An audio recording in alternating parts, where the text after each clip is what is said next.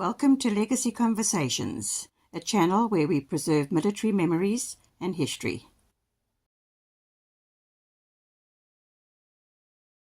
Okay, hello everybody, it's Chris here. I must say I'm doing this video now for the fourth time. I'm not sure the fourth edition will be an improvement on the first ones because I don't prepare, man. I just do videos and I just talk out of my heart. That's the best way for me. Anyway, we're sitting here on the third floor studio. It's not our normal place which we have for Zoom, which is down on the first floor. It's an old bedroom here which we converted into a studio room. As far as we could, we were not going to spend serious money to getting it soundproof or anything like that. It's not worth it. But it is there and it's available, and if somebody is like a veteran is around here in the Phuket area or Thailand even, and they come down here to speak to us, then well, we'll be sitting here and we'll be talking to each other, and I think that will be really nice. And since it's on the third floor, we're quite safe as well, If there's ever a tsunami, we can run up to the fourth floor. The first guest house was actually on the beach, and people died in that tsunami. And the then owners decided they're going to move the guest house at least 774 yards away from the beach. So that's where we now. Easy walk to it, and we do often do that. But anyway, what I want to talk to you about today is this move to Rumble. Now, Legacy is more than just a show to me. Legacy to me is like charity work. It's like almost like a calling. And I do realize there might be some people here who is not aware of how it started and how it came into being. If you know about it, then just fast forward a little bit. But it's important because I can see every day we have 10, 15 people joining the channel at YouTube. And these people would not really know where this come from or whatever, because there are so many hundreds of videos now that the chances of a guy going to look for a video to see where the channel started is really remote, isn't it? But anyway, to make a long story short, 3 years ago, I was in Switzerland, in Lausanne, in the French part of Switzerland. And I was there because I'm married to a Swiss-American woman called Rebecca. And because Rebecca was living in Switzerland and she had a business going there, I joined her. So I immigrated from South Africa. And may I say, I don't like the Swiss, I don't like Europe, and I really don't like Switzerland. In fact, I call it Swineland. There's a video out on that. You can go and see my reasons, which are plentiful and all based on facts.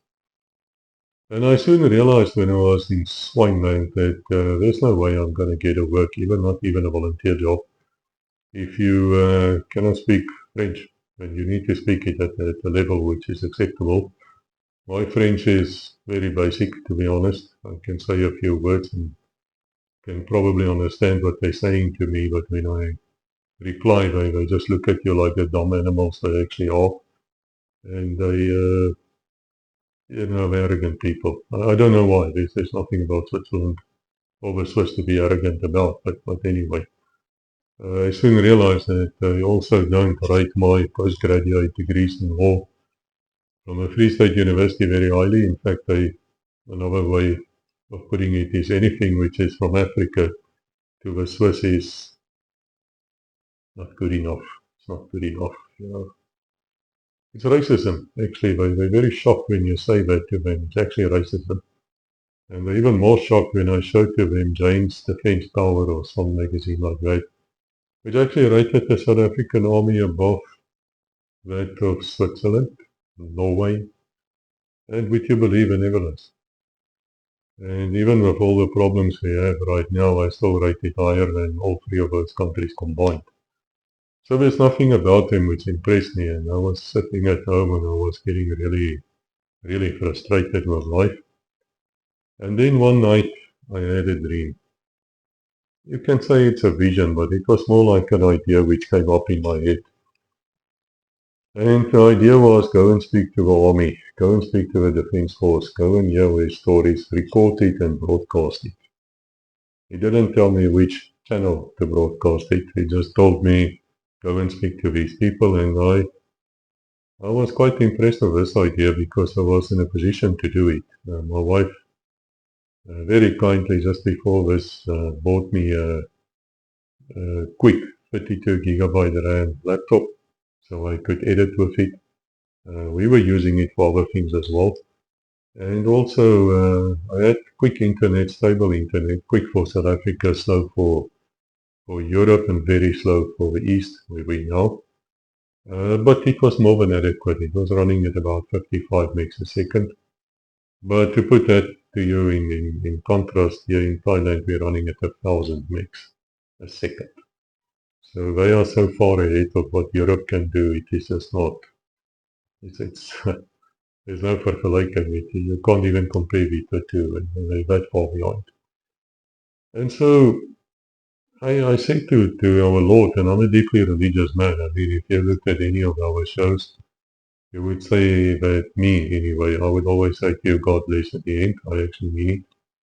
I'm also a Seventh-day Adventist, so I keep a Sabbath, not the Lord's Day, which is a Catholic thing, which is the Sunday, which is the mark of authority, but that is your choice in life, I don't care.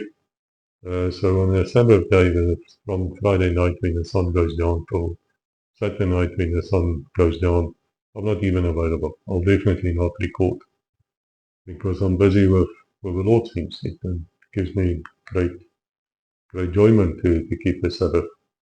But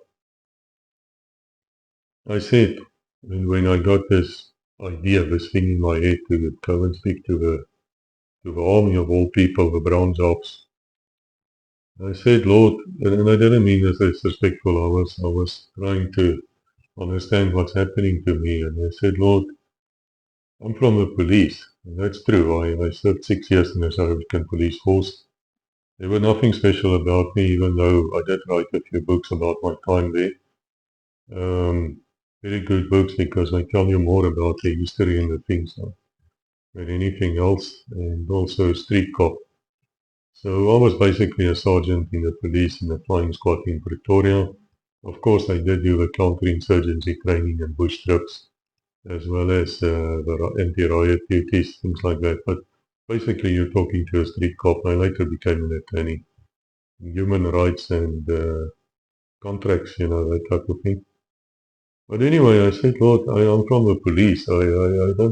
We don't like each other much, the army and the police. There's always this story between Kufut, for instance, the police unit, and 101, the army copy of it.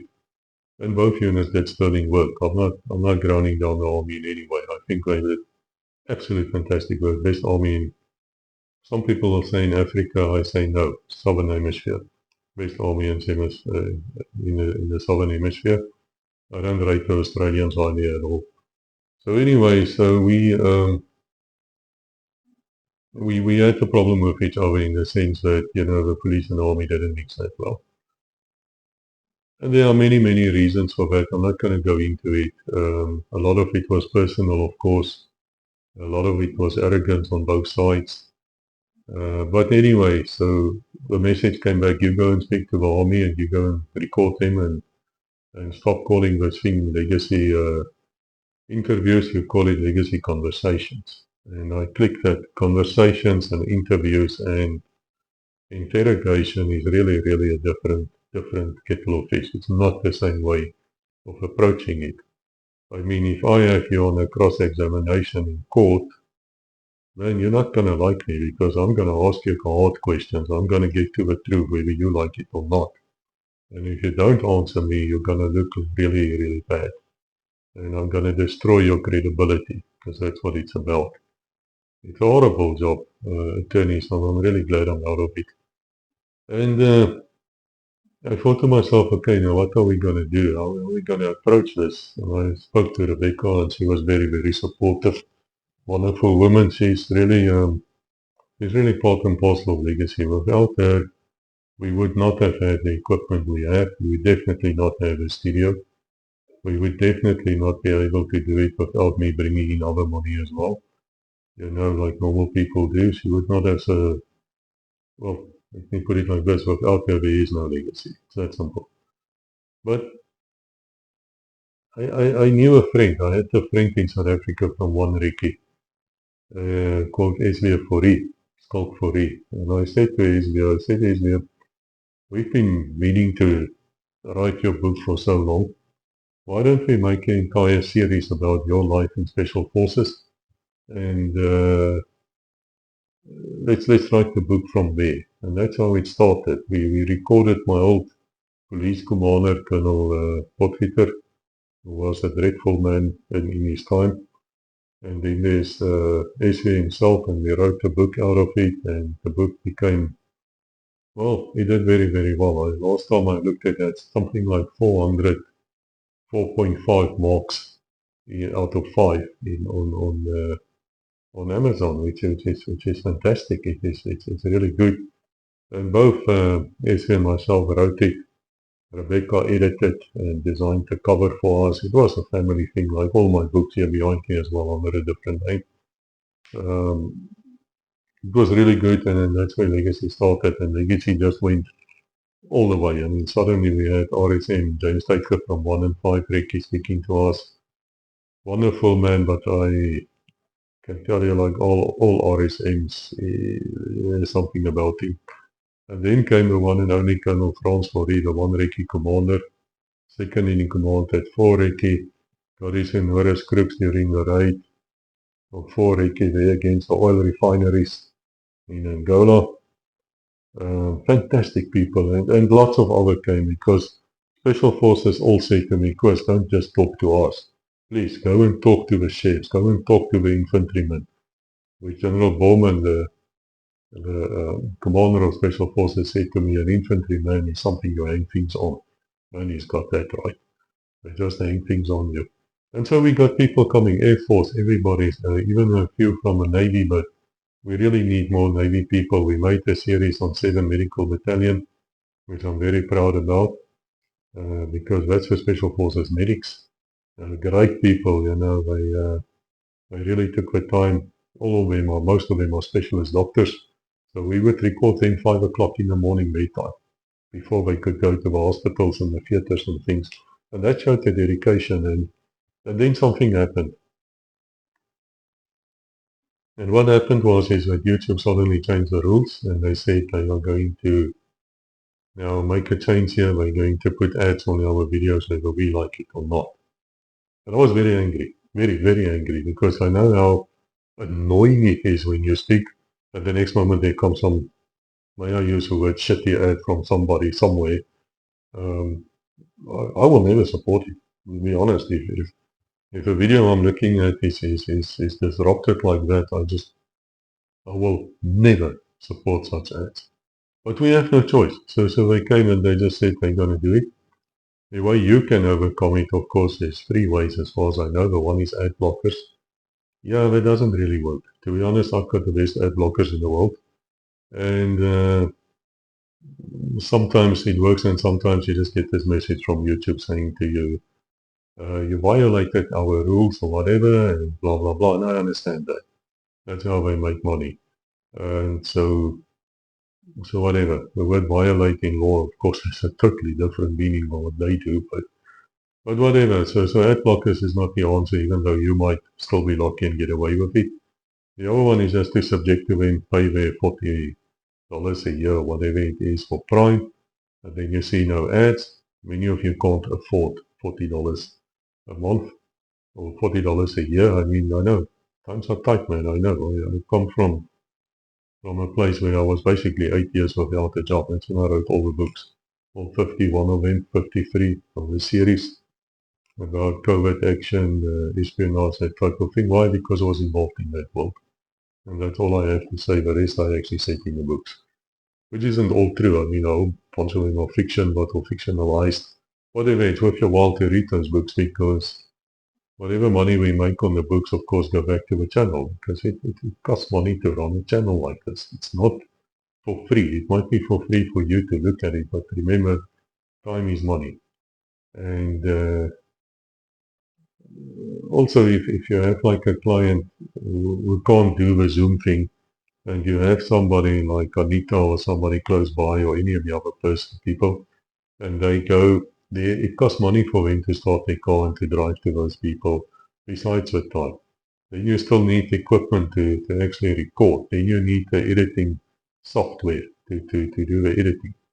And then you need powerful computers. You cannot edit on a computer with less than 16 gig of RAM, but I would prefer 32. My desktop, once again, thank you Rebecca, 96 gigabytes of RAM, water cooled, liquid cooled, and then we can get things done.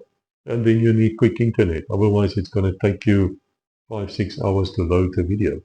It just, it adds up. So that's why we have the Patreons, where I think 40 out of 11,500 people actually contribute to the show. Not pointing fingers at you, not at all. I'm just telling you what's the background and what's happening and why we're leaving YouTube to go to Rumble, which is what this video is about. I'll get to it. I know I talk with a long way around, and that's the attorney in me. I get paid per minute for what I speak. Yeah, I'm just joking. But anyway, I was not happy with these ads idea of YouTube, and I first said I'll close the channel. I will just move to Rumble. I'm not going to allow this. And then after some persuasion from many people, I decided, okay, look, let me ask you guys a question. What do you want? And then the result was astonishing. I really didn't didn't understand how much legacy actually mean to you people. And I'm not praising my own God here. Not at all, because this isn't about me. I hardly ever speak in a video. I only speak at the end, ask a few questions, and then I go. If there's any glory, it's to God. And if there's further glory, it's to the guy who's speaking. Who also has the copyright for these videos. I don't have copyright to it, and I don't want. And the videos have grown now so much. There's a couple of 700 of them. So that even the professors and the people are now looking at these videos, and they contact us every now and then to talk to a specific person because they are like writing a book or whatever. So we became like a depository, such a word, almost like a library. And this is very important for me because, I recall when I lived in Europe and in other places, and people really are not informed. And so they know nothing. They know nothing of our history. And if you're my age, my generation and older, you will know exactly what I'm talking about because you've gone through the war, you've gone to the borders, you've gone to Angola, you've gone into Rhodesia, Mozambique, wherever we were fighting. And of course, there was a huge fight going on inside South Africa as well, where the police were very, very, very heavily involved. And you will soon realize that you were the Vietnam generation. Nobody cared. I mean, I would come back from the borders and nobody even asked. Oh, I mean, the only difference is I'm suddenly not wearing the camouflage uniform, but I'm in the normal police blue. And instead of Turbo Casper Mark 2B, driving a Casper, I'm suddenly in a Golf GTI, which is one hell of an experience when you reach third gear and you're doing 140 or whatever you're doing, 160 probably. And the road becomes narrow like this, and you quickly realize you have to adapt. But the rest, we really felt like no one cared, because the war wasn't taking place really inside South Africa, not for the army anyway. I do know about the township duties, but it was not like Rhodesia. That's what I'm trying to say to you. Thank God it wasn't. Thank God we could stop that. And so if you go overseas and you talk about your experiences as a veteran, then all of them just look at you like you're some kind of shite, because you fought under the wrong banner for the wrong cause. I mean, you were like the apartheid police, or you're like the apartheid army, And it doesn't really matter what you say because at the end of the day, you are reckoned to be the same as the German concentration camps guards. You're the same as them. Such people, which is utter nonsense because we're getting so many letters from senior officers from foreign armies who says, wow, I can't believe what they're seeing here. Is it possible to speak to Colonel so-and-so or General so-and-so or can they see Sergeant Major that and that because they need help somewhere? We're getting these requests. And there is a thing in law called audi alteram partem rule. That is where you hear the other side before you make a verdict, before you judge. In other words, you can't just listen to the one side, which in our case was the communist, liberal, Takara type of people who were writing all sorts of nonsense about us, mostly untrue, mostly nonsense, mostly sensationalized, what's the word, sensationalized, yes, that. And so after 20 years of being out of the police, I decided it's time for me to write my own story. Not because I was that important. I've not been in Kufut. I've not been in the Special Task Force. The glory days came after I left the police. But because I felt there's lies being told here. People don't know the truth. And they don't know the truth because we never spoke. We never spoke up. Yes, a few guys wrote a few good books. But I can tell you in the 1990s, all the books which were written were these crap of, people almost being press ganged into service, and it was so horrible, and oh my word, oh my word. You know what? There were nothing unpopular about those days for me. For me, it was, I loved going to the border, man. It was nice for me. I enjoyed it. I enjoyed my entire police career. I only left because of the changes. And then, as I said, it took me another 6 years, but I became an attorney, and I didn't like being an attorney, so I became something else. So the point that I'm making is that through legacy and other programs like this, we do have the opportunity now to speak and to be heard. And for me, with these ads or them was like, I'm not sure about that. But I made peace with it, and I said, okay, we will allow it. There's nothing we can do.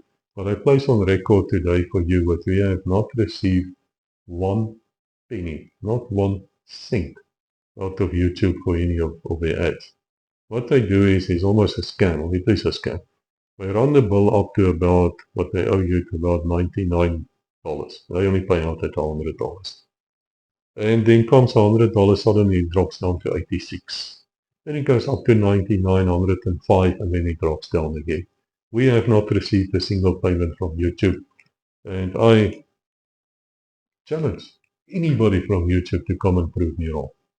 Because if you paid out money to Legacy Conversations, you paid it out fraudulently to somebody else. It did not come to us.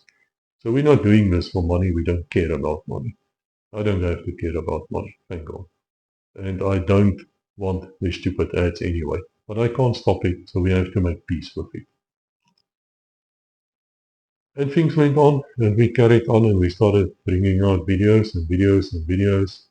And there's a lot of you out there who's new to the show. That is why I'm every 6 months or once a year, I just tell you where we come from. And I give a fair warning, guys, be careful what you post. In the first place, the intelligence services definitely look at what you post. You think it's unimportant, you think it's just a joke, you think, let me tell you, it's not. They build up a profile of you and it will be used against you. One day you'll wake up and you'll have tax problems or you'll have other problems, you might even die. It's a different world there. Go and read my books here behind me, you will find out what that world is. But I also don't allow nonsense. I will not allow you to go out and insult people because that guy is not there to defend himself. And my attitude is very simple. Would you say that to me in my face? Would you say that to the general or the colonel of the RSM or I don't care, Truppy who's speaking there? Would you say your nasty things in his face? The answer is probably no. No, you probably won't because you know why. You know what's going to happen.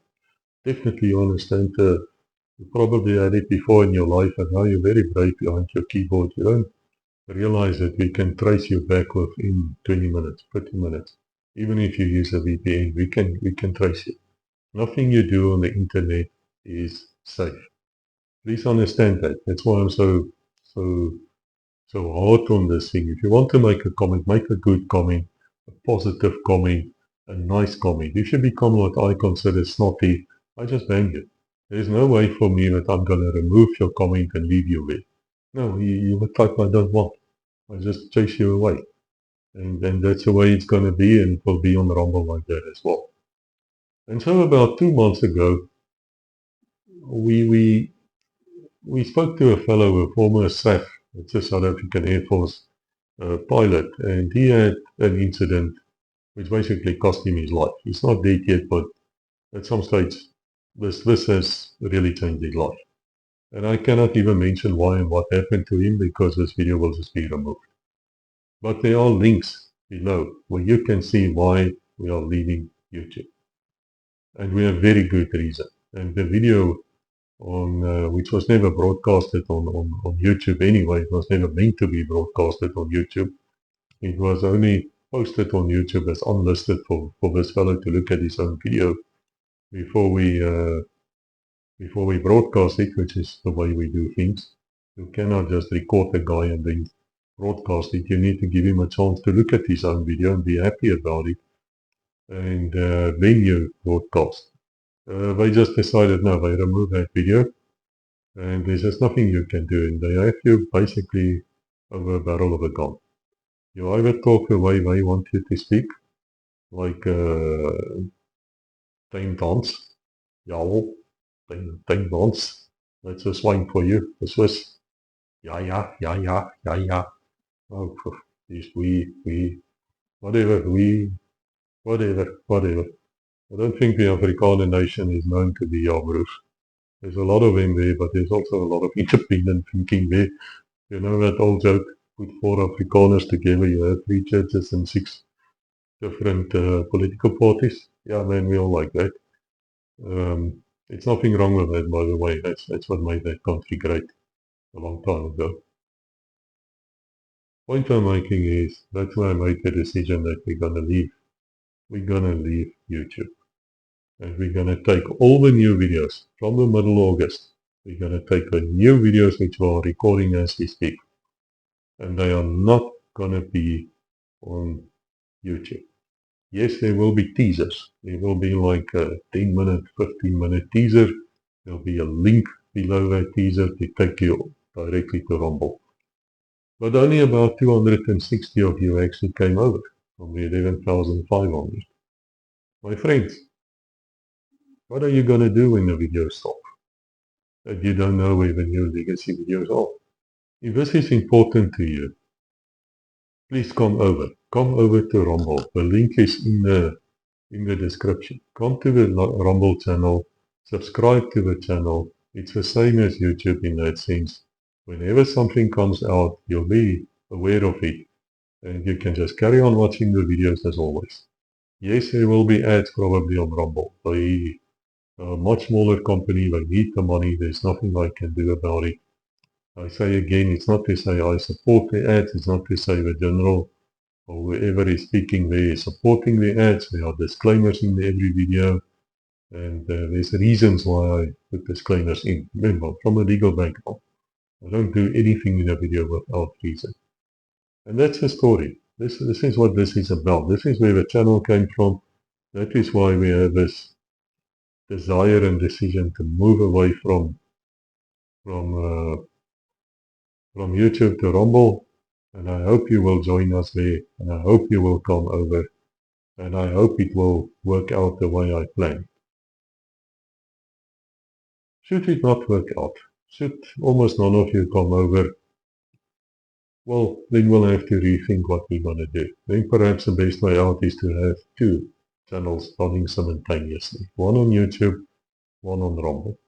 Between the 2 of them, I have no confidence whatsoever that the YouTube channel will exist forever. I really don't see that.